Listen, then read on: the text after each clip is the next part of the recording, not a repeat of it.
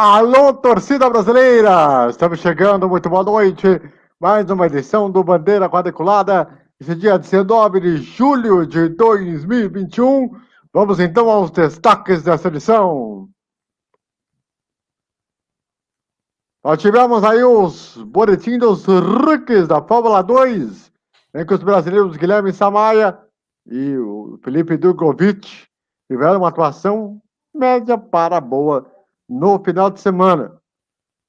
Tivemos também a etapa da Double Series, o grande prêmio de Silverstone. Além disso, o Eduardo Couto vai trazer a gente os anunciantes da Fórmula 1 e, claro, também nós vamos falar sobre a questão dos autódromos do Brasil, que alguns deles têm a chancela da FIA, ou podem fazer essa chancela da FIA, mas que diante dessa indefinição do Grande Prêmio de São Paulo, por conta do Ministério Público, sobre a sua licitação, botam aí uma série de perguntas no ar sobre o que pode vir aí a acontecer e tal. Então, isso pode gerar bastante questões. A gente vai falar aqui no programa sobre as possibilidades, inclusive de cidades que têm condições e que podem até sediar aí a Fórmula 1 e outros eventos importantes no futuro, mas que são ignorados aí por uma série de motivos aí, para a gente falar no programa desta noite. E, claro, o Grande Prêmio da Inglaterra, que agitou, e você acompanhou aqui na nossa live de ontem, que foi um negócio bastante legal. Lembra você se inscrever no canal, ativar o sininho para receber as notificações, sempre que tiver vídeo novo, e também aí acompanhar com a gente sempre o nosso programa nas mídias sociais, no Banco Quadriculada e também lá no Instagram, Banco Quadriculada também. Estou aqui com o César Augusto, o Eduardo Couto. Vamos lá, os destaques iniciais de cada um, começando com o nosso querido César. Tudo bem, César? Boa noite. Boa noite e... Pessoal, por favor, não caiam num conto do vigário de ficar fazendo médiazinha, fazendo estadalhaço, fazendo tempestade de copo d'água, caras. Por favor, não faz isso. Meu caro Eduardo Couto, seu destaque inicial, por favor, muito boa noite. Olha, o destaque inicial vai aí pro Vettel, que ajudou a limpar lá o autódromo ontem, e também vai o destaque aqui também para duas coisas, já que a gente vai falar de mídia TV. Primeiro, ao mega institucional de ontem do Esporte Espetacular, aliás, um negócio bonito, muito bem feito lá por eles para vender as Olimpíadas. O pessoal teve um trabalho muito bom e interessante, né, o programa que eles fizeram. Eu acompanhei até a abertura da transmissão da Band, depois eu fui ver depois aí nos streamings. Eles fizeram um programa muito bom, explorando bastante as Olimpíadas. Quem quer acompanhar as Olimpíadas, é um ótimo programa para você conhecer, saber o que vai acontecer, o que vai ser transmitido, quem é que vai estar lá. Claro, vendendo lá a equipe, todo o processo dos vários profissionais que vão trabalhar aqui no Brasil, como também lá no Japão, 12 horas para frente. Meu outro destaque é a Bandeirantes, como sempre, fazendo seu show do esporte também maravilhosamente bem. Aliás, ontem, um show no automobilismo, uma corrida atrás da outra. A gente teve alguns problemas ali na transmissão, porque teve que entregar de uma para outra. A gente acabou não tendo pódio ao vivo da Fórmula 1. Justo, ela está querendo trazer vários eventos. Mais cedo ou mais tarde, principalmente tendo uma bandeira vermelha, que foi o que aconteceu, né? Isso ia acabar acontecendo de um evento esbarrar no outro. Não acho nada demais, ela fez o papel dela, transmitiu até onde deu e entregou para o evento seguinte, passou o pódio gravado, que a gente sempre cobra que que se transmita o evento ao vivo, né? Então, isso também foi feito. E, claro, terceiro e último ponto, as Olimpíadas vem aí, começa, tem futebol quarta e quinta-feira, sexta-feira, 8 da manhã, a abertura oficial das Olimpíadas. Estão aí os vários destaques aí dessa semana que está, do fim de semana que passou e da semana que está por vir. E eu queria só deixar um registro, né? A Bandeirantes podia ter mostrado o pódio, porque com todo respeito ao Titãs, né, com toda a carreira que tem, cantar a música Epitáfio antes de uma corrida da Porsche Cup, convenhamos, é uma coisa que não faz sentido algum para você botar antes de uma corrida. Era perfeitamente plausível você mostrar o pódio, que custa 5 minutos a mais, para você mostrar o pódio, e depois Você vai lá e mostra a Porsche. Não ia fazer diferença nenhuma. O pessoal do Titãs ali, cantando a música na beira da pista. Pelo amor de Deus, né? Convenhamos. Mas, ó, antes de falar do primeiro assunto do programa, vamos trazer um recado bastante legal pra você. Se liga só. Se aí de casa, sua máquina de lavar tá com problema e não sabe aonde fazer a sua manutenção, é só chamar a Alexandre Lavadoras. Aqui você conta com carinho na manutenção de sua lavadora e conta com atendimento especial. E se você ainda não tem uma lavadora e quer uma com preço baixo, aqui você encontra as melhores opções em lavadoras usadas e com garantia de quem entende de lavadoras. Gostou? Então ligue lá! Ou 15 98 135 2825 ou siga no Instagram, @Alexandre Lavadoras. Você já sabe, falou lavadora, falou Alexandre Lavadoras.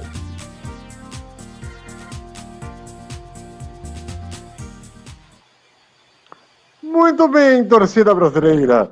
Vamos então ao primeiro assunto do programa desta noite, para você ligado aí em todo o Brasil.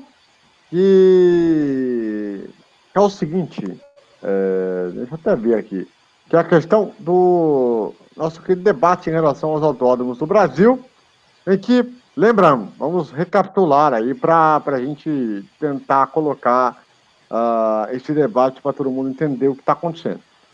O GP de São Paulo, como vocês sabem, tiveram ingressos vendidos e tudo mais, aquela coisa toda, só que está tendo o caso no Ministério Público de São Paulo por conta de ter feito uma licitação um tanto quanto suspeita, segundo o MP.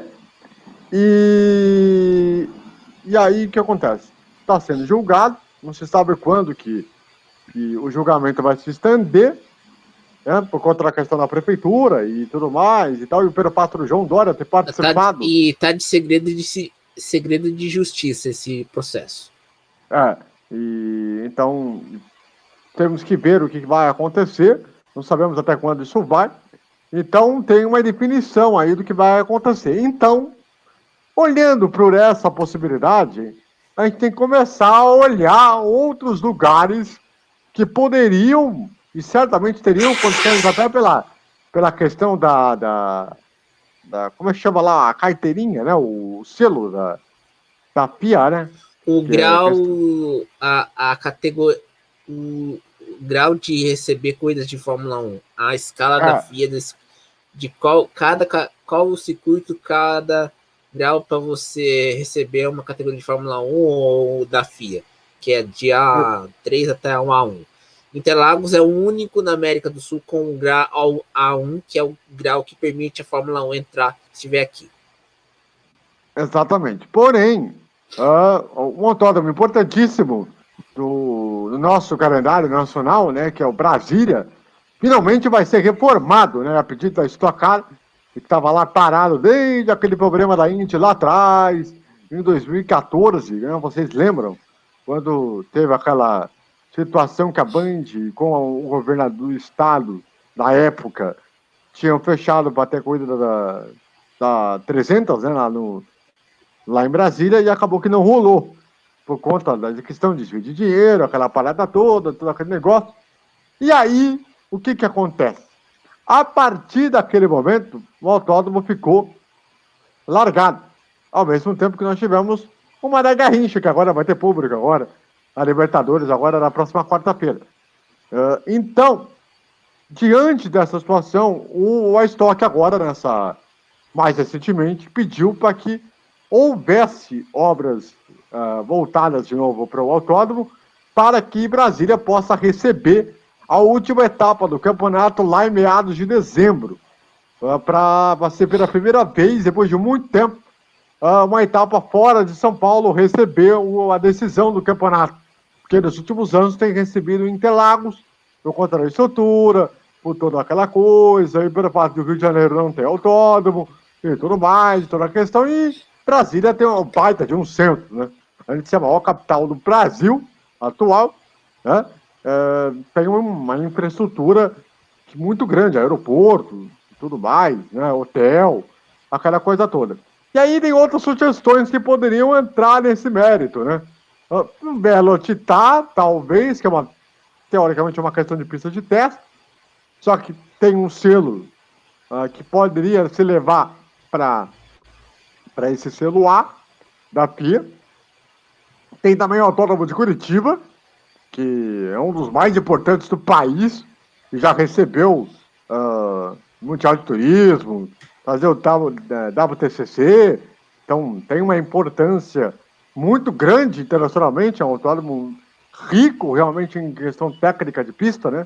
Poderia se trazer de alguma forma, e tem talvez uma outra pista do Nordeste que poderia ser preparada também por essas questões de infraestrutura, de hotel, de logística, essas paradas todas. Então, para a gente começar esse debate, primeiro eu quero ouvir a opinião do Eduardo Couto para saber o que ele acha do assunto, que seria a solução, caso o São Paulo não puder receber a prova na pela decisão que está acontecendo em segredo de justiça, que a gente não sabe até quando vai esse julgamento, né? E quais seriam as cidades que poderiam receber melhor as principais categorias do mundo? Vamos lá, vamos dividir o rolê aqui. Que eu acho necessário quando a gente vai falar dessa questão pública. Eu acho que a gente precisa dividir os rolês, tá? Em Brasília, o problema foi um caso de corrupção. Exatamente, foi na época do Agnello Queiroz. Exatamente. Houve o registro de um caso de corrupção, uma obra extremamente superfaturada, né, aliás, e que, na verdade, ficou comprovado que havia desvio de dinheiro público e gasto excessivo do dinheiro público. Então, se viu melhor o cancelamento daquela obra, né? No caso de São Paulo, a situação é um pouco diferente. Não há comprovação de nenhuma irregularidade, pelo menos até onde a gente sabe. No caso de corrupção, ou que houve, por exemplo, uma empresa que foi beneficiada com isso, né? Claro, além do benefício de ganhar, a parada ela vai ter o que não pode é você garantir que uma empresa X ganha, né? Porque, obviamente, se você ganhou a licitação, você está sendo beneficiado, né?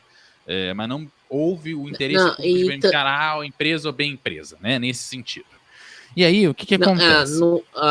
Edu, no caso de São Paulo, a questão que fica era que a licitação não foi feita de maneira transparente para a empresa que irá promover o evento, nesse caso o GP do Brasil.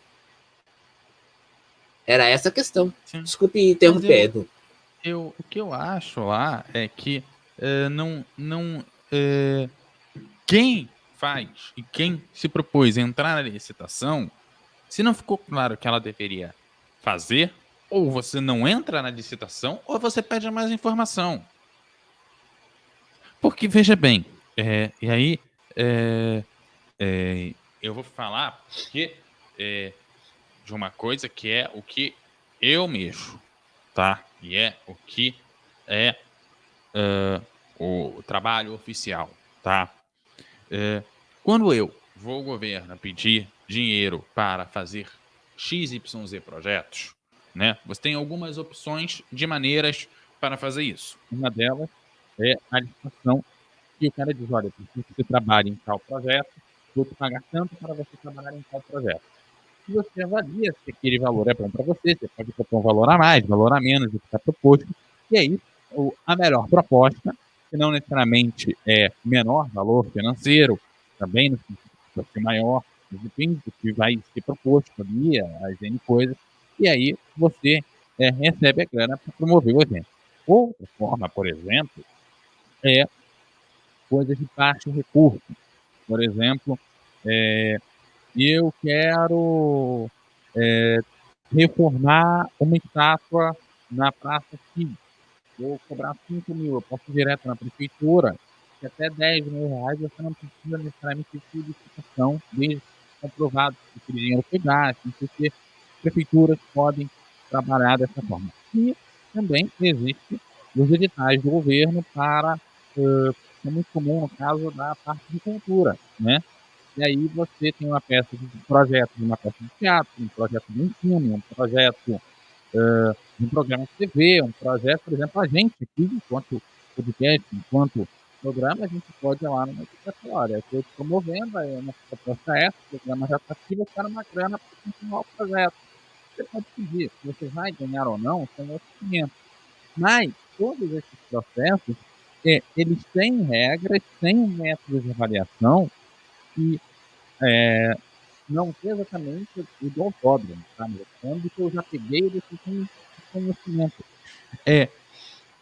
Esses projetos, se você não sabe exatamente como que você vai entregar, se você tem dúvida do que você pode ou não fazer, do que você vai ser obrigado ou não a fazer, antes de você ganhar a concorrência, antes de você participar do processo de seleção e concorrência, você pode ligar para o espaço. Você liga para a prefeitura, para o estado, ou para o governo federal, ou o órgão que está organizando e perguntar isso aqui, aquilo lá. Geralmente essa galera responde, tá? Geralmente, porque tem lugares que é mais difícil a galera responder, e quando responde em termo técnico, é mais complicado. Mas a realidade é que tem como você entrar em contato e tem como você conseguir as respostas. Se o Ministério Público acha que não ficou muito claro, eu acho que a pessoa que deve melhor responder isso são as empresas que participaram da concorrência. Porque normalmente, o que talvez não fique claro para os mais leigos são os termos técnicos que todo edital tem, toda legislação também tem. Mas não me parece que nenhuma empresa entraria num processo seletivo ou num processo, né, de concorrência, né, que é o caso, se faltasse informação, se elas não soubessem exatamente que tipo de serviço que elas teriam que prestar, o que elas teriam que fazer. E me parece que, na verdade, o Ministério Público estava querendo avaliar se não houve benefício para A, B ou C empresa quando você pediu X, Y, Z questões. Por exemplo, no autódromo de Interlagos, você tem simulador, você tem um monte de coisa que é colocada ali. E não é qualquer empresa que vai conseguir atender a demanda do GP Brasil, pela quantidade de coisas que são feitas ao redor do evento. Porque não é só você botar os carros na pista e passar as bandeiras. Tem muita mais coisa em volta que você tem que colocar e que você tem que fazer acontecer. E não é qualquer empresa que consegue entregar esse tipo de recurso. Então, talvez haja benefício para um conjunto de empresas que são aquelas empresas que têm a capacidade técnica de entregar, porque também é dever do governo garantir que as empresas que estão na concorrência, que as empresas que efetivamente possam vir a ganhar a concorrência tenham a capacidade de entregar e entregar com qualidade aquilo que vai ser feito lá no GP Brasil. Então, me parece mais um travamento muito comum aqui no Brasil, que acontece várias vezes, para verificar se o processo efetivamente ocorreu da maneira que deveria ocorrer e não houve qualquer tipo de benefício para A, B ou C empresa para garantir que realmente foi um processo limpo. É o papel dele, ele está fazendo o papel dele, é correto, mas me parece ser uma coisa muito mais burocrática do que efetivamente alguma coisa que vai gerar algum problema no mundo real. Bom, eu perguntei uma coisa e o Eduardo ele falou que foi uma coisa completamente diferente do que eu perguntei. Porque a questão é o seguinte: se tem uma indefinição em relação ao Grande Prêmio do Brasil, a questão que eu coloquei em debate para se falar é das opções que poderiam receber o selo A da FIA e os lugares e as cidades que poderiam receber. Ok, vamos você lá. Foi num ponto, eu fui num ponto e você foi outro completamente diferente. Eu acho importante explicar como é que é feito o processo também, para quem tá aqui, para como é que é feito o processo, porque às vezes pode parecer outra coisa, mas, cara, Brasília não pode receber. O autódromo de Goiânia é pequeno. Jacarepaguá foi destruído. A gente tem pouquíssima opção, bicho. Os nossos autódromos, a gente já fala isso aqui há vários anos, estão destruídos. O nosso esquema de autódromos, a gente não atualiza e nenhum autódromo nosso tem condições e competência para receber um evento desse tamanho. E aí, César? Não, os autódromos estão destruídos. o automobilismo brasileiro está caindo aos pedaços e a gente não tem uma perspectiva de futuro. Quando a gente comentou essa hipótese do debate, eu falei, se caso o GP do Brasil não for mais realizado, o GP de São Paulo, em Interlagos, ou sairmos do calendário da Fórmula 1, eu não ligo. Eu falei isso para você, e falei para o Fernando. E para mim eu não ligo, porque a gente não tem capacidade técnica para lidar com o nível de Fórmula 1. A gente precisa primeiro estabelecer a base, estabelecer a questão das estruturas dos autódromos, ter mercado para isso. E está recomeçando. A Stock Car perdeu muito mercado com essa tentativa de ficar só na TV fechada. A gente não tem aqui no Brasil categorias de base de fórmula para pilotos, tem que correr na Europa. Não tem uma transição entre o kart e a categoria profissional. Então, para mim, se é para reconstruir, eu abdico de ter a Fórmula 1 aqui no Brasil. Pode não ter, eu não ligo. Se é para reconstruir, pode falar, Eduardo. Não, sabe esse é o meu ponto? Sabe o que eu vejo muito assim? Aqui, quando a gente começa a falar de Fórmula 1, automobilismo, não sei o que e tal, me parece que a gente esquece muito de fazer a nossa categoria de base, sabe? E o Brasil, quando a gente fala de categoria de base, a gente tem um monte de problema, sabe? As Olimpíadas estão chegando aí, né? Quantos dos esportes que estão lá, a gente pode dizer que tem base? O Brasil, poucos. O Brasil o tamanho do nosso esporte é um dos países que menos manda atletas para a Universiada. A Universiada é a Olimpíada do pessoal que está na faculdade. Você fala, mas é coisa pequena. Não, não é. É o segundo maior evento esportivo do mundo, só perde para as Olimpíadas. É o segundo evento que mais concentra atletas no mundo. O Brasil é uma das menores delegações. Sabe por quê? O nosso atleta, ele vai crescendo e quando consegue chegar no esporte, ou ele tem tempo para praticar esporte ou está numa universidade. Ele não consegue estudar e praticar esporte. E a gente não consegue mandar delegação porque tem que estar estudando, sabe? Isso é construção de base. Quando a gente fala de construção de base, é a Europa, os Estados Unidos, o Japão, a China tem feito isso também. Você estuda, pega o cara no colégio, no ensino que a gente chama de fundamental e médio, pega esse cara, leva para a universidade, na universidade você treina ele como atleta, o cara tá estudando, o cara sai com uma formação e sai dali atleta. Não, mas eu entendo isso, eu entendo, mas a questão é que nos Estados Unidos, a questão do college está sendo destruída por uma decisão recentemente da Suprema Corte americana, que o atleta não era remunerado. Mas voltando ao esporte motor, a questão a gente falou da categoria de base, vamos chegar nos autódromos. Os autódromos precisam ser reformados para que tenhamos kart e categorias de base para termos pilotos, para atrair mercado, atrair público e atrair eventos. É isso. A gente não tem um olho para Londrina, a gente não tem um olho para Santa Cruz, lá do Rio Grande do Sul, que é uma pista tradicionalíssima. A gente não tem uma atenção a Curitiba, que poderia receber qualquer categoria top do mundo, que poderia ajudar nessa enriquecimento da categoria de base para cima. Nós não temos, não se olha mais para isso, porque não, São Paulo é o grande centro e não sei o que e tal. Se a gente não reformar e dar uma qualidade de autódromo, de estrutura, para essas cidades, principalmente para o Nordeste, Natal, João Pessoa, Bahia, que tem autódromos lá, mas que ninguém fala nada, porque, não é no meu centro, então não vamos falar nada, porque não é do Centro-Oeste, do Sudeste, do Sul, não vamos dar valor nenhum para isso. Eu lembro, o Superchat vai lembrar muito bem, a Truck, ela só ganhou a Truck que eu falo, que era a Fórmula Truck antiga, que era antiga, não a atual Copa Truck, que era feito pelos Batista, eu me lembro, não sei se o César vai lembrar, que o Luciano do Vale, junto com organizava as reformas em Fortaleza e em Garanhuns. As reformas dos autódromos. Por quê?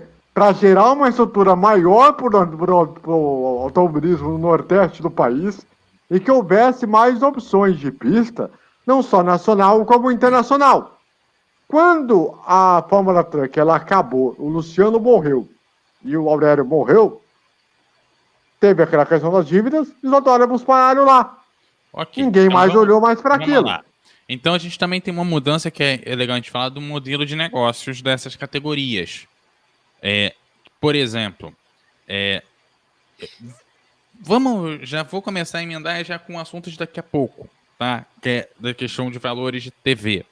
Era muito comum, até os anos 2000, não só no futebol, mas na maioria dos esportes, por exemplo, as placas. Como assim as placas? É verdade. As placas de publicidade. Ela comprava o evento e comprava junto as placas de publicidade. Então, ela garantia, quando pagava para reformar o autódromo, ela garantia também a entrada de pelo menos receber aquele dinheiro de volta. Mas agora a gente quer que o nosso patrocinador apareça nas transmissões. Massa! Então, seu patrocinador que pague a tua reforma. Você não tá ganhando dinheiro? Então reforma. Eu acho que a partir do momento... se mudou o modelo de negócio, tem que mudar a forma também de fazer reforma. Não que não seja válido a emissora entrar junto e ajudar a bancar. Não estou dizendo isso. O que eu estou dizendo é, no modelo de negócio, se a emissora não tem mais nada a ver com o autódromo e ela não tem nada dentro do autódromo que ela possa garantir mais uma entrada de recurso para ela, não vejo por que ela fazer coisa no autódromo. Se o autódromo vai ser autossustentável, não quer nada de relacionamento com a emissora, ou a categoria não quer que os anunciantes da emissora apareçam ali no autódromo, então, meu amigo, você tem que se virar, sabe? A emissora também, não faz nada de bom grado. Ela também tem que ganhar dinheiro igual as categorias. E tem que lembrar também que na Stock Car, nesses últimos anos, tiveram os circuitos de rua de Salvador e Ribeirão Preto. Sim. Então a gente... E era no esporte espetacular, mas aí não deu certo. AVC, vamos para a matéria do Edu, hein?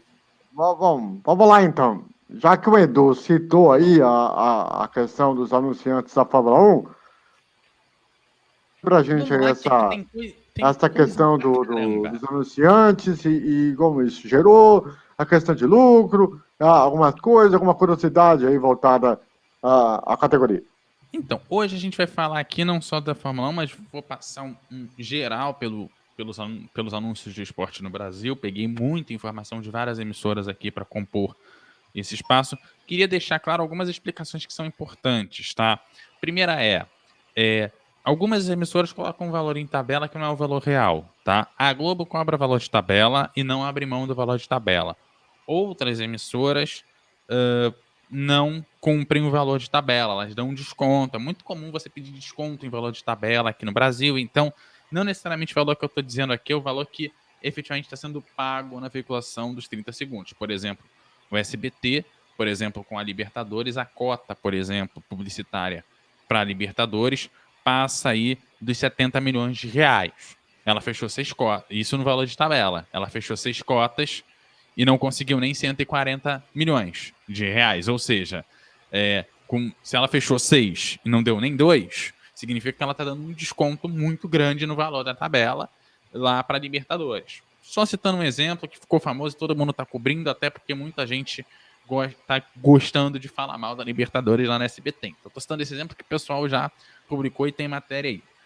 Passado isso, vamos lá, vamos começar na Globo, que é a maior emissora do país. Eu acho legal a gente passar por ela, até porque tem pouca coisa, tá? Começando pelos programas da casa. Importante, um único programa esportivo da casa aceita Break Premium. O que é o Break Premium? Né? Que está na tabela lá. Então, o valor de tabela de um Break Premium é de R$288 mil lá no Auto Esporte. O break prêmio é aquele break de 30 segundos para uma marca específica. Aqueles 30 segundos, acabou o break da marca, volta o programa. Esse é o break prêmio, é o break exclusivo para uma única marca. Os 30 segundos comum está na casa dos R$180 mil. O esporte espetacular que vem na sequência tem aí o valor de 30 segundos na casa dos R$204 mil. Já o Globo Esporte, que passaria de segunda a sexta, na faixa da 1h da tarde, valor nacional, tá? Todos os valores aqui são nacionais. Está na casa dos R$245 mil.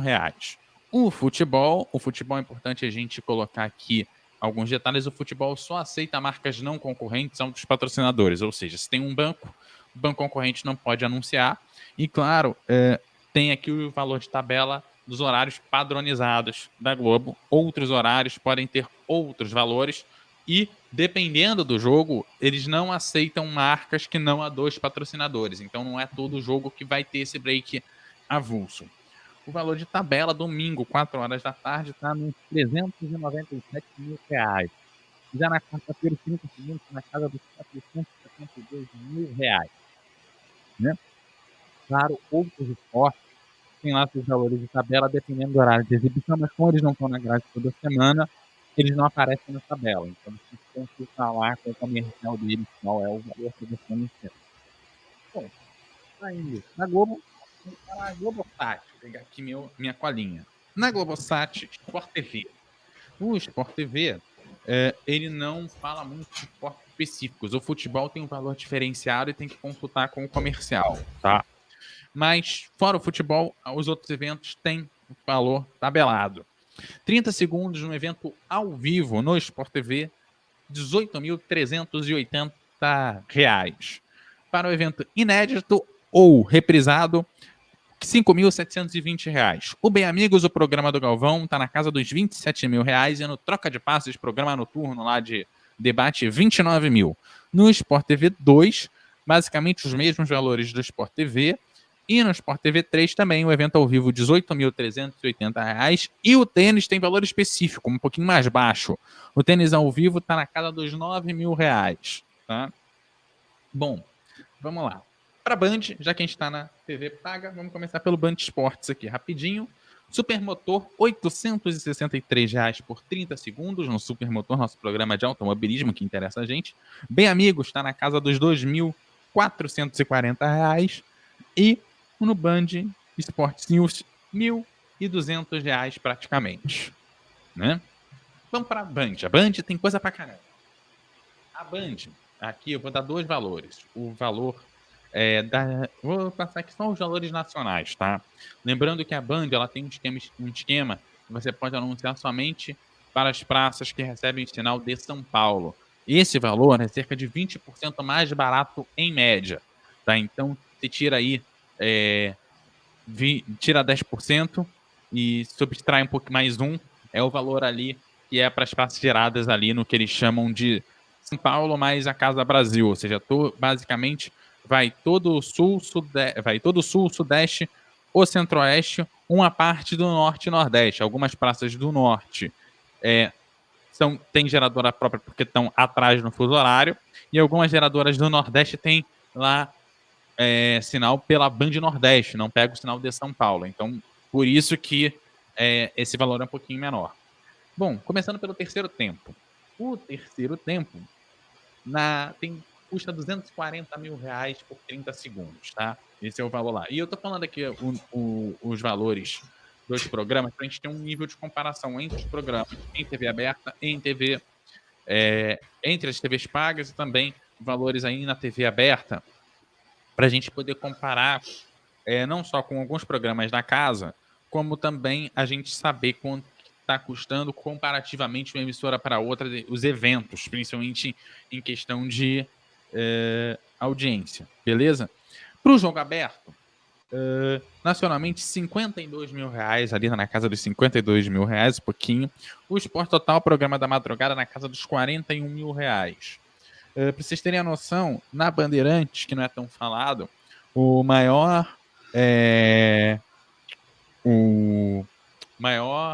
anúncio da emissora de programa comum da casa, né, tá o Jornal da Band e o show de terça-feira, que é onde entra o MasterChef, Minha Receita e tal, tá na casa dos R$473.800, tá? A NBA tá custando também aí, tá custando 240 mil praticamente para você anunciar lá. E a Fórmula 1 tem uma diferençazinha, tá? O Quali, né, que não está sendo exibido nacionalmente, mas tem a tabela para um valor nacional lá. No Quali da Fórmula 1, R$238.500 praticamente é o valor do anúncio de 30 segundos. Para a Fórmula 1 na corrida, R$822.140 é o valor, é o maior valor da casa, é a Fórmula 1. A Porsche Cup, R$138.000, Band Esporte Clube, 117 mil, Show do Esporte, 120 mil, Campeonato Brasileiro, Série C, não exibe nacional, mas tem na tabela nacional, tá na quase R$240 mil para você anunciar 30 segundos, Stock Car, Copa Truck, R$120 mil, e também Copa do Brasil, Sub-20, Futebol Feminino, quase R$240 mil pelo anúncio lá na Bandeirantes. Para você que quer saber outros programas aí da TV Paga, deixa eu pegar aqui outra colinha. ESPN tá lá, que são os canais Disney. A ESPN, por exemplo, basicamente ela não diz valores para automobilismo especificamente, ela não tem um valor específico para eventos ao vivo. Mas para vocês terem uma noção de valores de 30 segundos do esporte lá, futebol, R$1.830 por 30 segundos, o tênis, R$1.740, NBA e NBA temporada regular, tá? Não vale os jogos de agora, tá? Final e playoffs. R$2.385 e a NFL temporada regular na casa dos R$2.300 também. Então aí os principais valores de todas as casas. Como perceber que os valores de TV paga são relativamente baixos, tá? Lembrando que é importante falar que o Band Esporte é um dos canais que a gente considera que zero na audiência, é um dos 10 canais menos assistidos da TV paga, é o Band Esporte. A ESPN ainda consegue ficar com 0,1 audiência ali nas 24 horas, né? O ESPN, o Fox Sports 1 e 2 conseguem passar disso. E aí o Sport TV, a gente nem precisa falar que briga ali para estar entre os 10 primeiros, o canal principal. A Globosat sempre domina ali o top 10 ali dos principais canais da TV paga. Importante ressaltar, a Fórmula 1 indo muito bem, conseguindo brigar bastante com o valor do futebol, especificamente, né? De alguma forma, lá na Globo, no valor de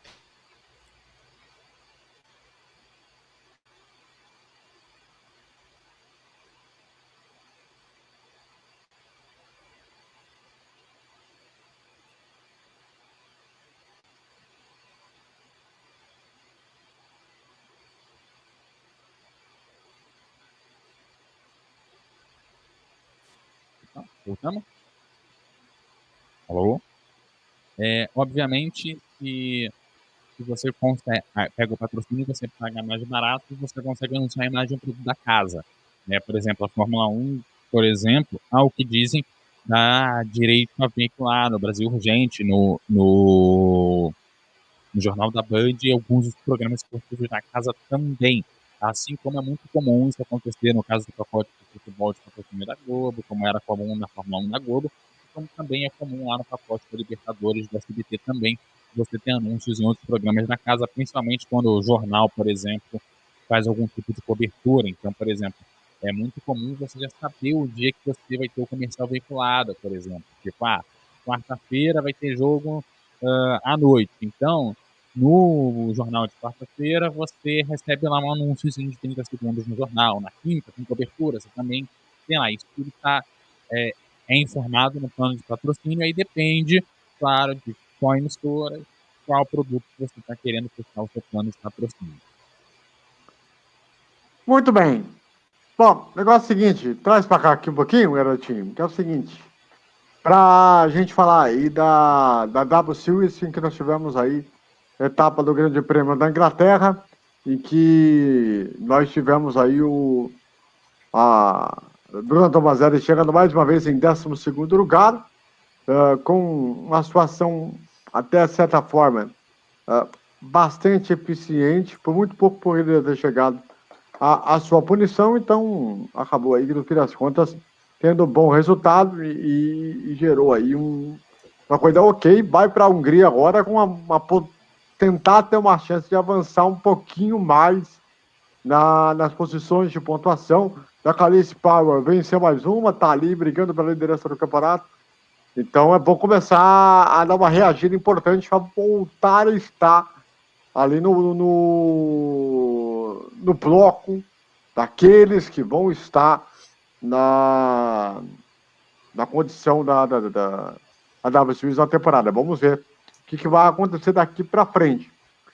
Na Fórmula 2, vamos falar aqui também para não deixar passando, para deixar passar, nós tivemos o 17º lugar do Guilherme Samaia e também tivemos o 7º lugar do Drogovic em uma das duas corridas em que nós tivemos no final de semana.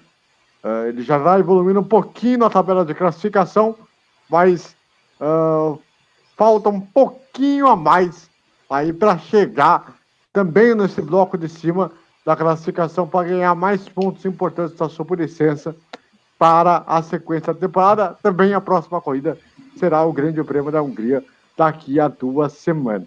Muito bem. Agora, rapaz, agora o bicho pega.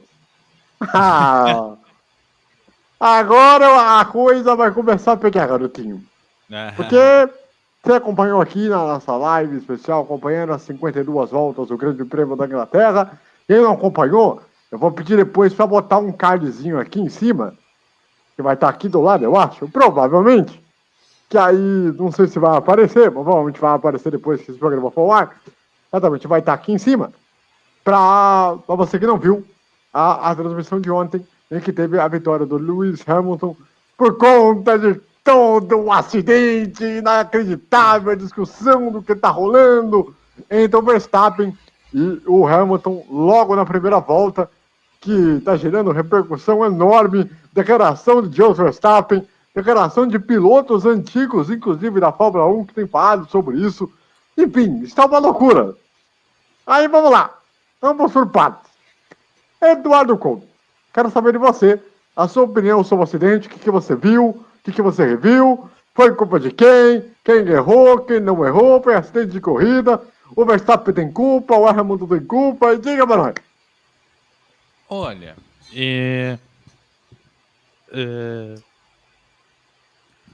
antes de chegar no acidente, eu acho que vale a gente comentar um negócio que é o seguinte. O Hamilton fez uma corrida impecável, tomou punição, fez uma ultrapassagem bonita e ganhou a corrida com todas as condições contrárias a ele. Isso, eu acho que dá um ódio em muita gente. Porque, claro que é bom você querer ver o cara que é campeão, que ele caia em algum momento. As pessoas desejam isso. E é claro que a gente deseja que tenha algum tipo de emoção e que ele não ganhe sempre. Ele já não ganhou, ótimo. Ganhou essa.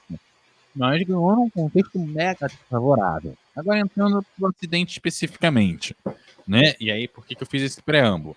Eu acho que, apesar do acidente poder ter sido evitado, eu também sou da opinião de que a punição foi branda.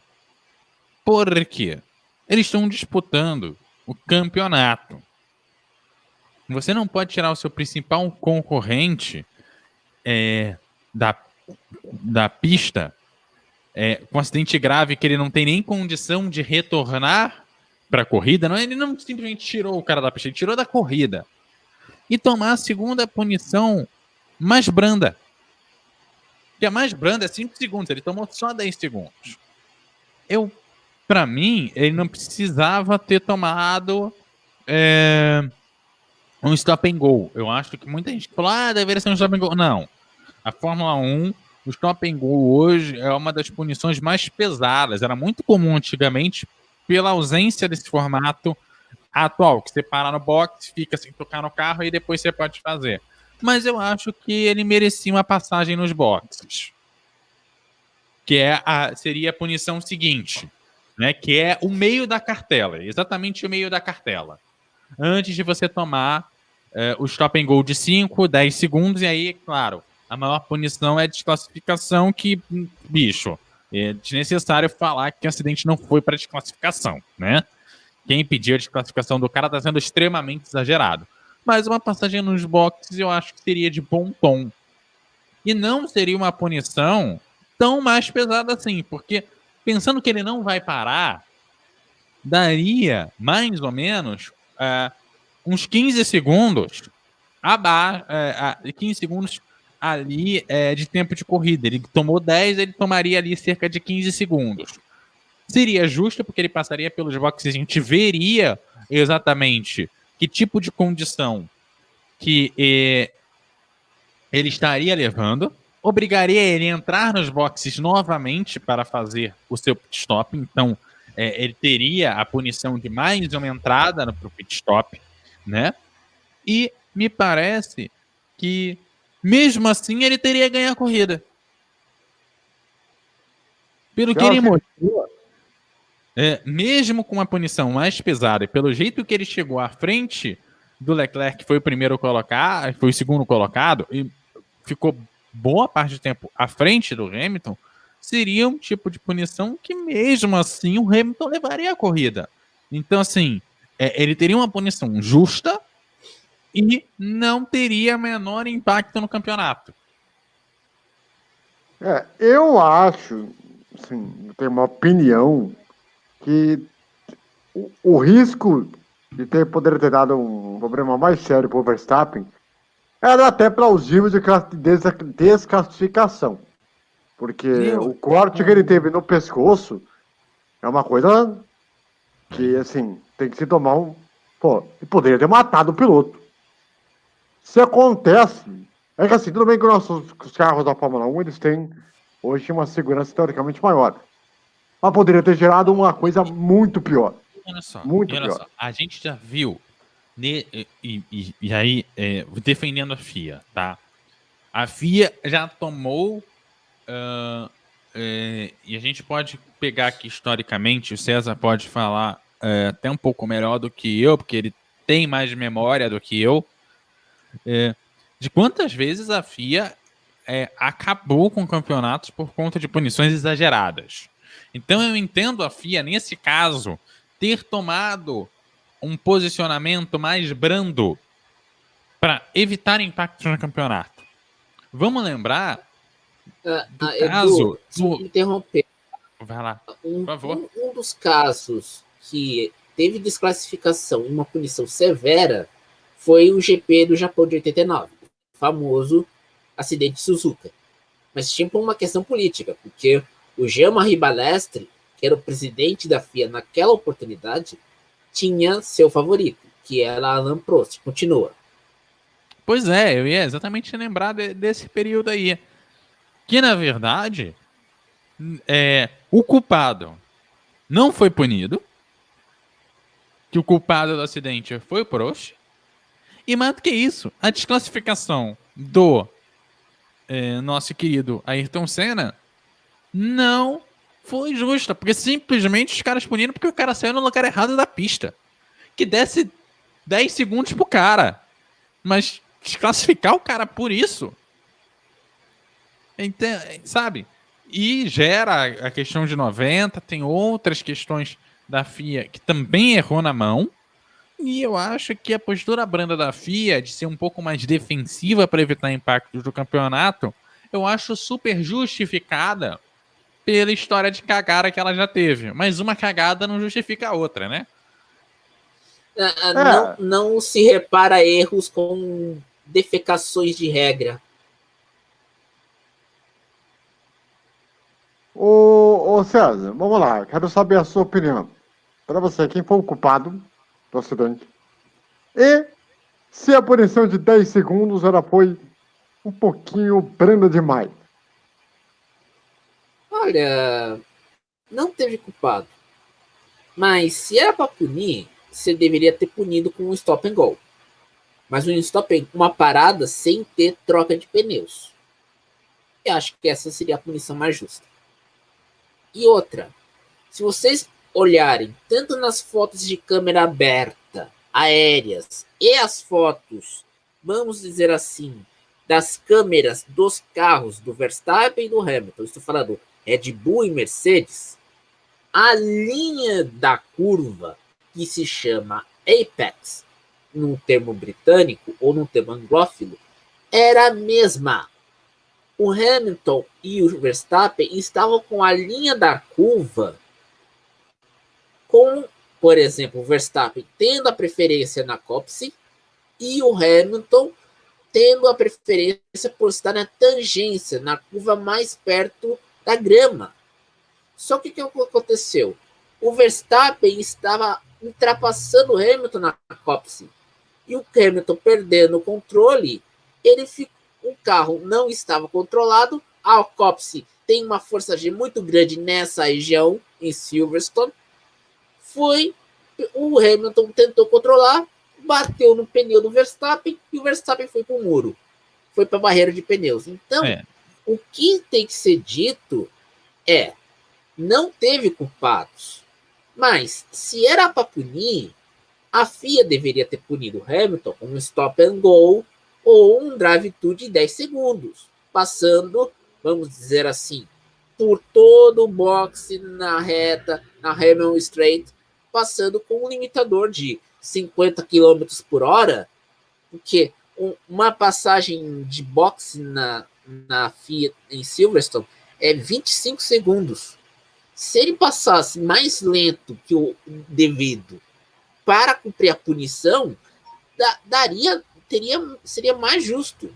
Mas, se fosse pelo olhar das linhas da curva de cada piloto na cópice, e o Christian Horner dizia que não era para ter ultrapassagem lá, que era na final da Wellington Straight e no começo da cópice.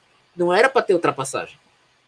Então, vamos dizer assim, deveria ter tido o bom senso. Pode falar, Eduardo. Mais do que isso, tem dois pontos importantes para a gente ressaltar aqui. O primeiro, da Liberty, de ter liberado a comunicação com a FIA. Eu achei bem importante, bem relevante para a gente. Uma mudança importante que está acontecendo, de trazer esses áudios com a FIA também.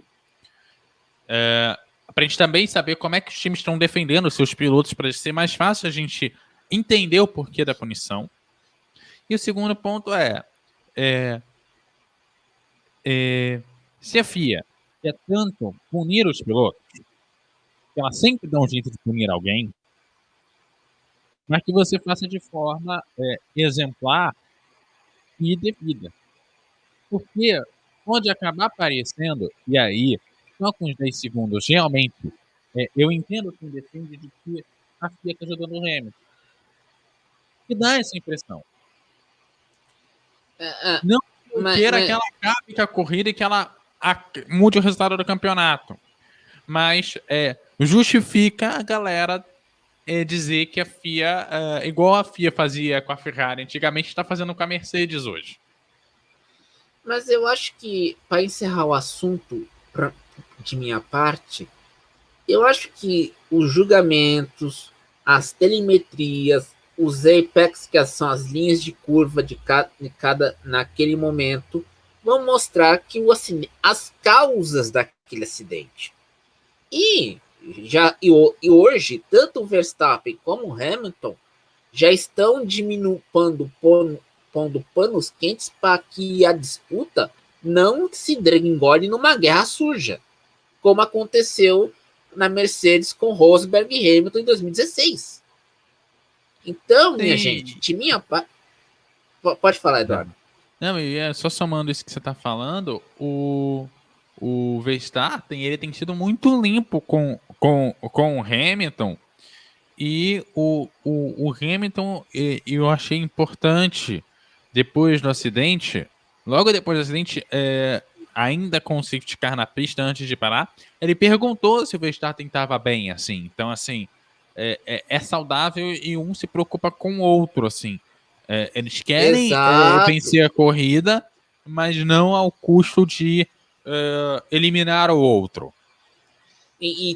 Apesar que o Verstappen fez aquela declaração na rede social que achou desrespeitosa a atitude da torcida e uma conduta antidesportiva, como foi retratado ontem, mas temos que deixar bem claro, ambos vão resolver uma questão como se fossem 2 homens ou 2 mulheres, ou seja, uma conversa franca entre os dois, sem ter holofote, nada. Os 2 lá, sentados, conversando, tirando tudo a limpo, aparando as arestas. Essa é a minha parte que eu me encerro. E o Hamilton, acho que depois da briga com o Rosberg, ele tem sido mais... tem feito mais uma política da boa vizinhança. Tanto é que ontem ele cumprimentou o Leclerc depois da corrida também. Ou seja, ele tem tratado bem os pilotos que estão em volta. Mas exatamente. Aquela questão que eu costumo sempre dizer.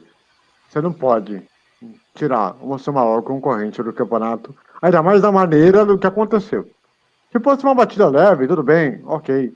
Acho que até eu poderia dizer assim, beleza, posso sentir corrida, tomar um toque e tal, e tudo bem, foi um acidente que acontece. Agora, a forma como aconteceu e a maneira assustadora como ele veio para a brita, né? Como ele vem de lado para vir para a barreira de pneu, né, no caso do Verstappen, é um negócio que, assim, assusta. Tanto que o público que estava ali na frente, quando ele viu... assustado, é verdade. Quando o Verstappen ele vem vindo, quando ele vem vindo de lado, mano, gente, o que aquilo poderia causar? Quem lembra daquele acidente do Quem lembra daquele acidente do Schumacher? Quando ele bateu naquela barreira de pneus na primeira volta? Foi em Silverstone, 99. Silverstone, 1999. Ele quebrou a perna naquele acidente. Se eu não me engano, não sei se era a mesma curva, mas era próximo àquela. Não, era na reta dos boxes, era na antiga reta, que era a Hangar Straight. Era na antiga reta dos boxes. Antes da reforma de 2011. Foi direto. Então, até para o Eduardo poder falar também, assim, eu acho que o ponto mais grave, o Couto, além de você tirar o rival da pista, é a maneira como ele bateu na barreira de pneu. Acho que esse é um ponto também. Pois é, e na verdade, muita gente vai falar da brita, que a brita ela ajuda a enfeiar os acidentes também, né? Ela, em alguns casos, ela piora os acidentes, por isso que boa parte das pistas tem área de escape não brita. Eu não gosto da área de escape, não, porque eu acho que saiu da pista, tem que ficar lá de fora. Então, nesse ponto, eu defendo a brita. Mas na hora que vem um acidente grave, a brita ela pode acabar piorando o acidente. Isso é péssimo para a segurança dos pilotos, né? Então a brita ela enfeia o acidente e talvez tenha piorado um acidente que pudesse ser mais leve se fosse asfalto e não brita. E mais do que isso, assim, o Verstappen saiu desnorteado. O médico lá claramente levou um tempão conversando com ele antes de botar ele na ambulância. Ele fez uma série de testes antes de levar ele para a ambulância. Então você observa que e era claro na imagem que o Verstappen não é que não sabia onde estava, mas ele sabe quando você acontece alguma coisa, você fica meio perdido, ele estava perdidaço, sabe? Então o acidente não foi qualquer coisa, sabe? Ele demorou um tempo para se recuperar. O bom é que ele já estava inconsciente, né? Porém, tem que ver o que esse corte no pescoço, o que pode atrapalhar ele também, né? Tem que ver se o corte foi muito grande, se foi muito curto. André, eu vou dizer uma coisa. O corte acho que não vai atrapalhar tanto. Mas, como a gente vai ter um intervalo de 2 semanas até a Hungria, acho que ele vai se recuperar até lá. Vamos ver se o reflexo dele, né?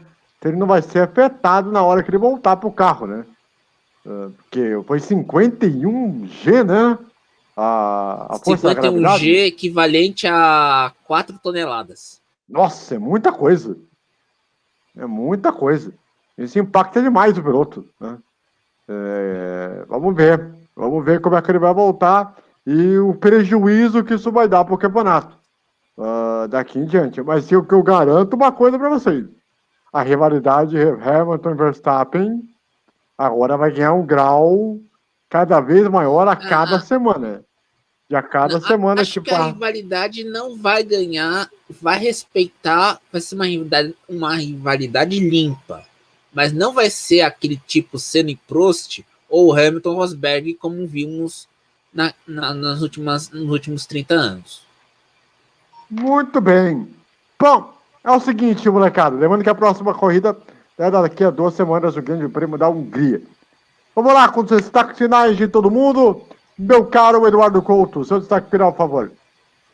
Bom, o meu destaque final vai ser divulgando aí os espaços fora daqui, vai ter as Olimpíadas e todo ano eu lanço lá no meu blog, lá no eduardocoutorj.wordpress.com, eu lanço lá os boletins olímpicos todo dia a partir do dia da abertura. Todo dia eu lanço um boletim lá com os acontecimentos do dia. Então eu convido a galera a acompanhar lá e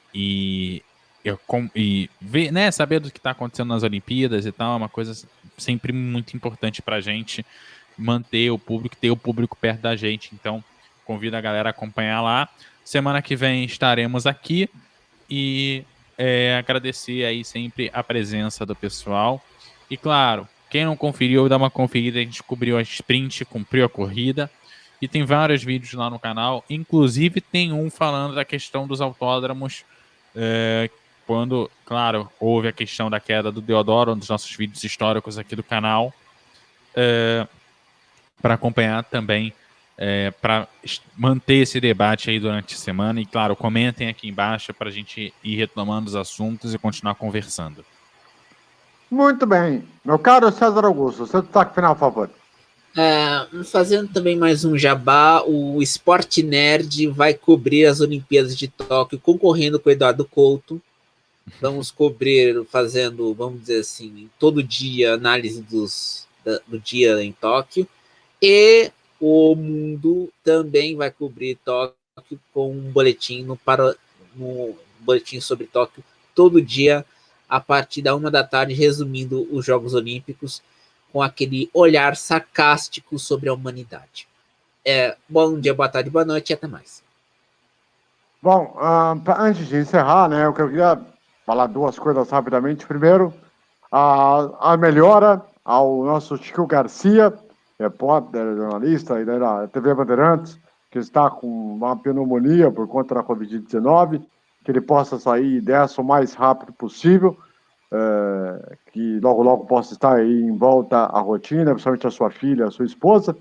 E também quero convidar vocês lá no meu canal, quarta-feira, às 6 da tarde, estarei recebendo o repórter e narrador, os que mais cobriu, inclusive, corridas de Fórmula 1 da história também, da Globo, e que hoje mora em Portugal, o César Augusto, charado, nosso comentarista aqui, vai estar lá com a gente e você acompanha com a gente lá no meu canal para acompanhar conosco lá, que vai ser um papo bem interessante de um dos caras que mais cobriu eventos de vários esportes, talvez da história da televisão. Como repórter, como também como diretor também, né, e correspondente.